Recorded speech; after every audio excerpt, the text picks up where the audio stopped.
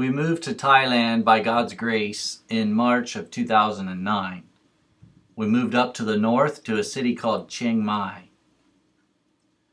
Chiang Mai is around 1.5 million people in the province, and in the downtown city there's around 250,000 people. It's a nice place to live, and a lot of missionaries make their home here and base their work here and work in other countries surrounding Chiang Mai because those countries are restricted access for missions.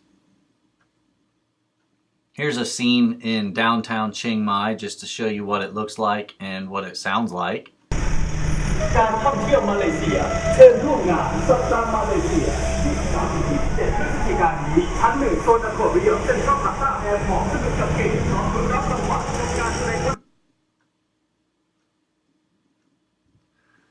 When we moved to Thai, we began learning the Thai language about right away.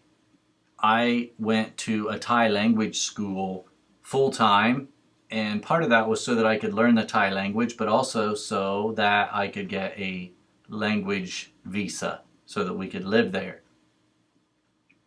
I began learning speaking, reading, writing, and listening. Thai language has 44 consonants and 28 vowels and 6 different tones. So it's quite a difficult language to master right off the beginning. But once you learn the rules of the Thai script, it makes sense, and you're the ability to pronounce the words comes much easier after that. Here's a picture of Kru Ong teaching Rachel Thai, and she would come over once or twice a week and help Rachel learn the basics. So we moved into a Thai village right away, and this was really a dream of ours. We wanted to live among the Thai people as much as possible. And here in this village there was no other foreigners. There were no other Christians living in that village. They had their own Buddhist temple. They had the village headman, and it was really interesting learning about Thai village life and how it operates. This is the house that we lived in. It was built by another missionary. This property had been rejected by the village because they believed it was possessed by evil spirits, and they didn't want, nobody wanted it. Anyway, the missionary acquired it, and he built this house for the glory of God. And it really has become a missionary outpost in the village. And we had the privilege of living there, renting it, and living among the Thai people. Yeah, Thailand is tropical. There's lizards and scorpions and spiders and snakes and rats and disease and fungus and yeah, all the kinds of things that you can imagine that are in the tropics. Here's a picture of a neighbor lady cooking khao lam, which is sweet rice poured down into a bamboo pole and roasted over the fire. And you peel back the bamboo like you're peeling a banana, and then there's the sweet rice. Then you break off little pieces, and it is really good. This was our next door neighbor. She made these baskets and sold them. Here's some of our neighbor children. And here's a picture of Dinah. She is holding a bundle of rice with the village Buddhist temple in the background. And I took this picture on purpose. I was just impressed with the harvest of rice and the temple behind it as so symbolic that the harvest indeed is ready, but the laborers are few. And the need for prayer and the need to advance in this village with the gospel of Jesus. So I took this picture to remind us that the harvest is indeed ready. One of our neighbors is Gope and her mom. The lady on the right is Gope, and she was very friendly to us and was always asking us questions about the Bible and about Jesus. We've spent hours in prayer for her. We've had our prayer partners pray for her, and she has not yet received Jesus Christ, but it is our hope that one day, before it's too late, her and her family will be saved. Across the street from where we lived, this old lady lived, and her name, we called her Grandma. That's just how we referred to her. And she was such an interesting lady. She lived there by herself. Her and her husband were separated. And one day, I heard this squabbling going on out in the street. And so I went out and looked, and here is Grandma and another old lady with shovels and hoes and pitchforks, and they're fighting each other right there in the street. I just thought, wow, these people need Jesus. The neighborhood children would come and look over our fence and peek through the gate, and whenever I would come up to talk to them, they would run away. Until one day, we had an electrical problem in our kitchen, and I asked one of the neighborhood, the guy in the neighborhood who was an electrician, I asked him to come and check it out. So he came down and he walked through the gate, and what do you think happened? The neighborhood children followed him in and into our yard. So Rachel grabbed a rice mat and threw it out on the grass and sat down with a stack of Uno cards and began teaching the children how to play Uno. And they loved it. And they wanted to come back the next day and the next and the next and the next and the next. And finally we said, hey, this is a little too much, but we do want you to come, so why don't you come once a week on Friday night? And that is the beginning of our children's ministry. And they would come every week, and they would play games. We would go out. Sometimes we'd have water fights. We'd play games. I built this bamboo swing set. They would play on that. A few times, Rachel would invite the girls into the house and teach them how to bake cookies and cupcakes and so on. Here's a picture of Kru Ong. She began helping us with the children's ministry. She would come and she would teach them the gospel. She would teach them how to sing Christian songs and teach them how to pray and so on. And this is a picture of Jup Jang and her brother June. And there's a picture of June and Jup Jang and their mom. And these two children were very, very unruly. They were wild, they didn't have self-control. And I began to find out why. The more I learned about the family, the more I knew why. This mom has had like 7 husbands and counting. The siblings don't have the same dad. I think they do know who he is, and this is their grandma, and they have this little restaurant where they cook fried rice and sell it.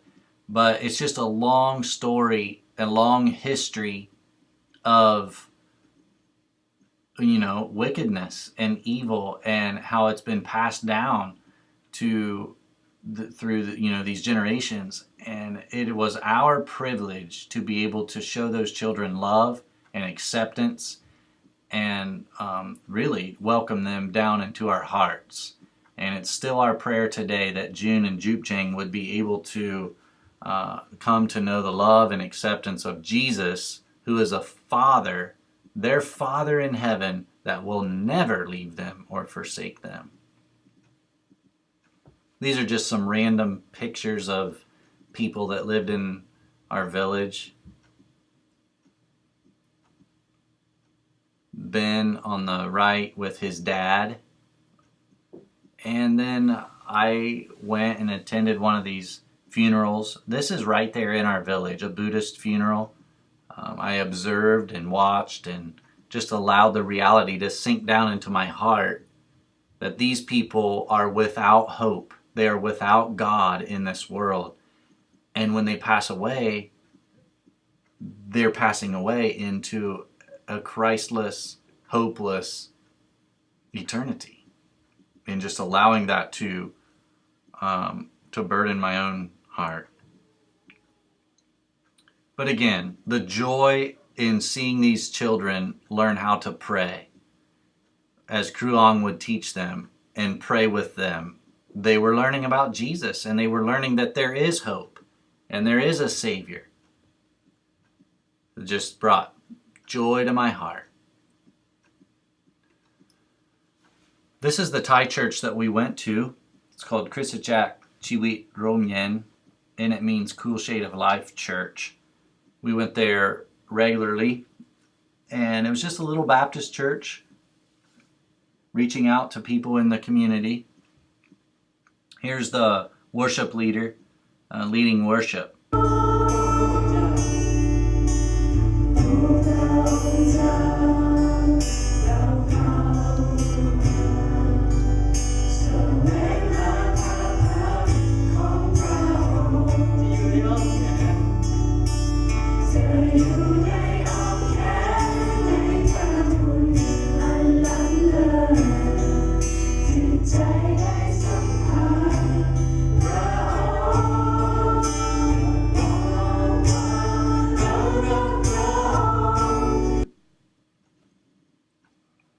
And here's the pastor of that church.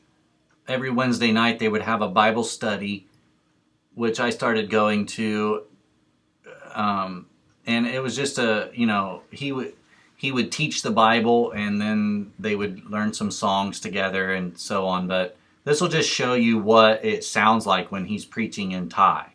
ขึ้นมาจากความตายของพระเยซูคริสต์จึงสำคัญประการที่สองการที่พระเยซูคริสต์ฟื้นคืนพระชนนะทำให้เรารู้ว่าเราสามารถเอาชนะความตายได้นะและพระองค์ทำไมฮะ So we would go there regularly as a family and just make ourselves available if there was anything they needed help with. But it was a joy to see people who had came out of Buddhism, out of animism, spirit worship, reading their Bibles and studying the truth of God's Word and learning about Jesus. This is IGO, or the Institute for Global Opportunities. It's a Mennonite organization, and their purpose is to train North American young people in missions. And the way they do that is not on American soil, but right there in the mission field. And they have 3 weeks of classroom study, and then 1 week where they go out into other countries in the area on mission trips. And then they come back and have another 3 weeks of classroom study, and then a week of mission trips, and so on. And we would come here on Sunday morning church service once a month or so, because it was an English church service and we were able to fellowship with other missionaries. And then by and by they began asking me to help more and more with different ministries there. One of those was the mentoring ministry. They would take a few of the young men and put them into a group and assign a mentor to that group. So Pastor Lee and I had this group and various others. But what we would do is every now and then we would go out and take a day and just spend it together. Often we would take our motorbikes and go up into the mountains and just spend the day together.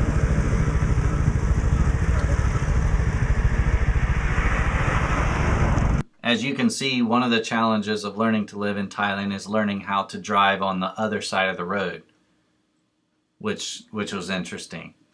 But we would go up into the mountains or go somewhere for a day, and we would give the men opportunity to share what they had learned from their mentor workbook since the last time we were together, and then we would pray for them. And they were dealing with deep issues in their lives and finding freedom in Christ.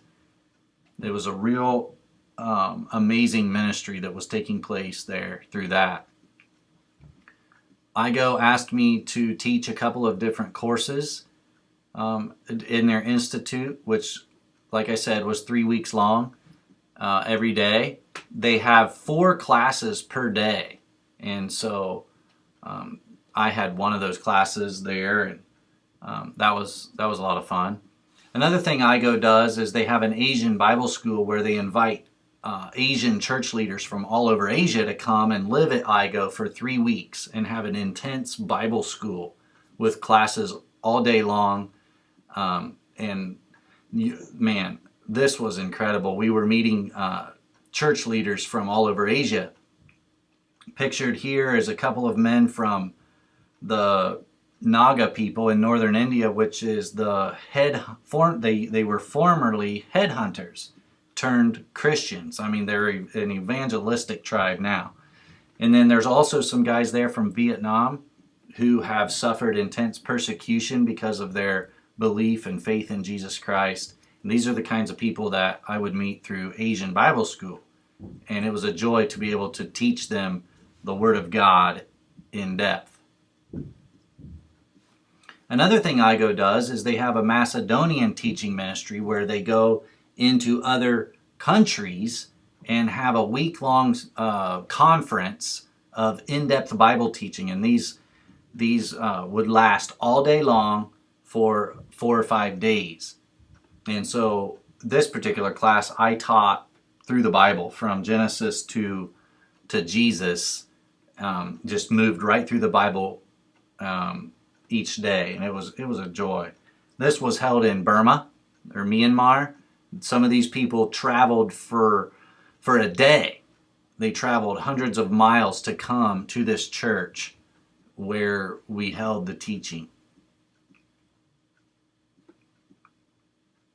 I was asked by this company called Movachi to come and help their workers learn English. So I did that also, and we used the Good and Evil books, which is cartoons of Genesis to Revelation.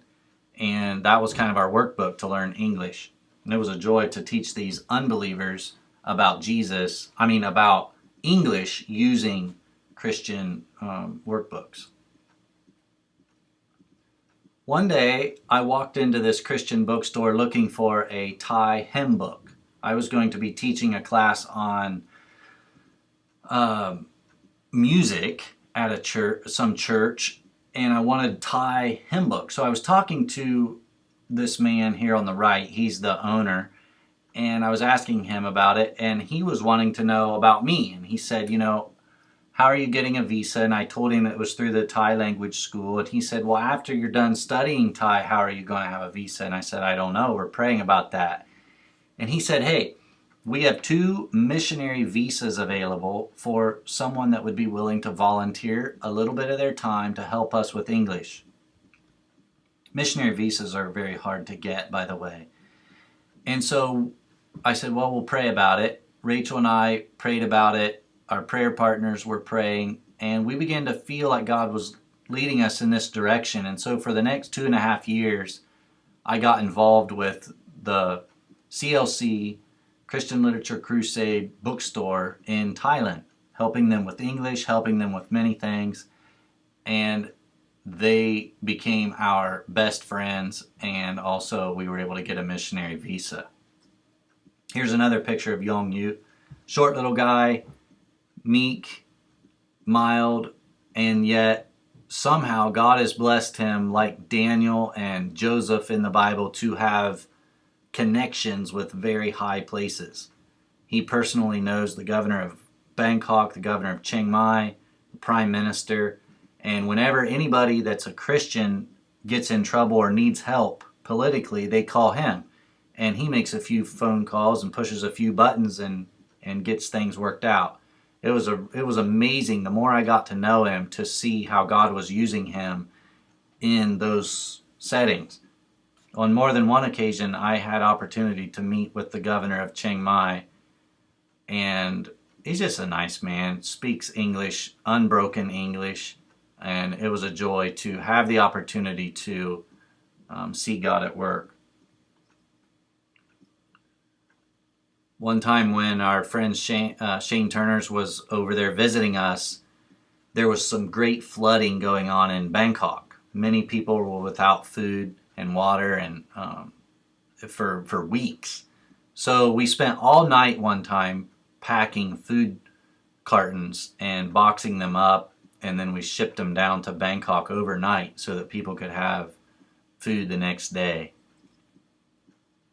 My best friend Woot lived up in the north, up in the villages. He's a Karen tribe, from the Karen tribe, and he had this vision to start a youth hostel for kids who wanted to live here so they could go to school.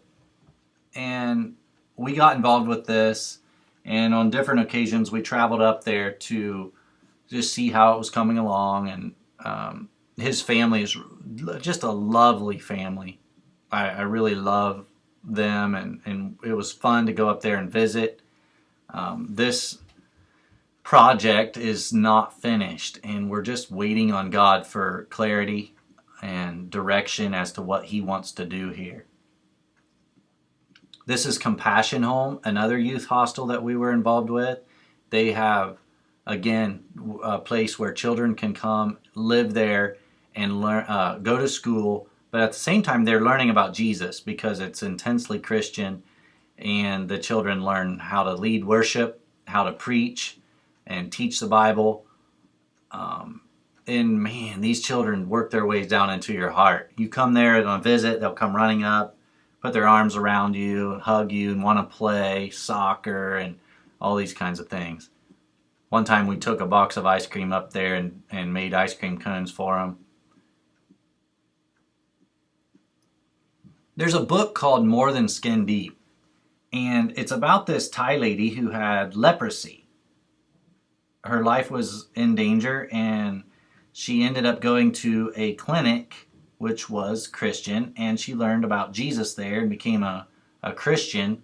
And it's a great book. We've read it 2 or 3 times as a family, and I had no idea that she was even still alive, but we found out about it and stopped in and visited with her, and just to see the radiant light of Jesus coming out of her eyes was such a blessing. She radiates Jesus, and to think that she was healed of her leprosy through a Christian clinic, 30, 40 years ago, it was a real blessing to us. We tried to go out on dates as often as we could. Here's a picture of when Austin was born in Chiang Mai, in the hospital there. And on the left, you see Marcy. She came and lived with us for a year. And what a blessing that was. She was such a worker and a helper, and she helped us with many, many different things around the house. So, as you well know, missions is war. And there's many different ways the enemy shows his ugly face to bring discouragement into the life of missionaries. One of those is just simply mechanical and technical problems. Which, how do you get them fixed if you don't know where to go, and you don't know the language, and you don't know how to read labels, and it's hot and it's muggy, and you're drained and you're tired, and here's all these problems and things that come. That is what the devil uses to try and bring discouragement to missionaries. Here's a deal where our water supply is down in the ground in this cement box, and the monsoon rainy season comes and floods that box with water, breaks the pipes, pressure tank rises to the surface. There's 2 electric pumps down in there that got fried and shorted out.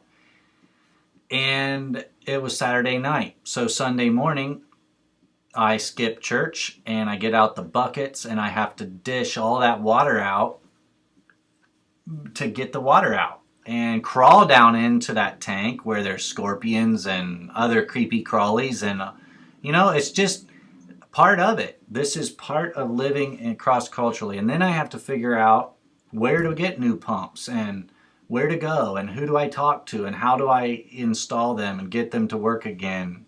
Just, trials and tribulations that the enemy uses. And this is all just mechanical stuff, let alone the spiritual oppression that you can feel, where the enemy comes upon you like a flood, where doubts assail, where lusts rage, where sickness comes. All these different things that the enemy brings upon the missionary to get them to go home. It's very real. It's very, we need to keep missionaries in prayer that God would sustain them and keep them. Well, we got a phone call from the owner of the house where we were living saying that he had sold the house and we were going to need to move out. So we began looking for a place to move, and we found this house, very cheap rent, and it was large and suitable, and we're just like, great. But they have a spirit house in the corner of the yard where they keep it active, and the lady comes every day and offers incense to the guardian spirit of the land. We told her that we would like to have the spirit house removed so that we could worship our God and live in peace. And she said, no, we can't do that because the spirits will come after us if we remove it. This is just an insight into the bondage that these people have. They would rather their house sit empty without renters than to remove the spirit house or to take their spirit house somewhere else and use it. Just another sign that we need to pray and seek God's intercession for these people. Well, anyway, we ended up moving to this house, and this is where we spent the rest of our time as we lived in Thailand. It was a great heartbreak for us to leave the village. We didn't want to move away. We had gotten to know the people. They were welcoming us to live in their village, and the children's ministry was good, but we ended up moving away, and that was God's plan. So we surrendered to that and moved into this house for the rest of our time. Well, I had experienced sickness even while we still lived in the village, and made it through. And then in our new house, I began getting it again, and it was very discouraging to me. And so on Easter morning, I climbed this little mountain, and I was looking out over Chiang Mai, just spending time worshiping Jesus for the resurrection, but also praying that God would give us direction. And as time went by, we began to feel peace that God might be blessing us to return back to America for a season. So that's what we have done. We have heard from other missionaries that it's normal for people to return to the States for a few years or a lot of years, but many times missionaries return to the States and they go back to the foreign field and they go back to the States and back and forth, and that's okay. And so with that, we began to sense that it was okay, and that we need not look at ourselves as failures in returning to the States, but rather look at this as a chapter in the story of our lives. And as we come back to the United States, we're beginning a new chapter, and we're just surrendered to God, to what He has for us in the future. And that's where I want to leave with you today. We are surrendered to God. It is our desire to be used by God in mission work, in the ministry that the Lord has for us. And I want to invite you to the same thing, to join us in praying that God would make it clear to each of us where He has us and what He has us here for.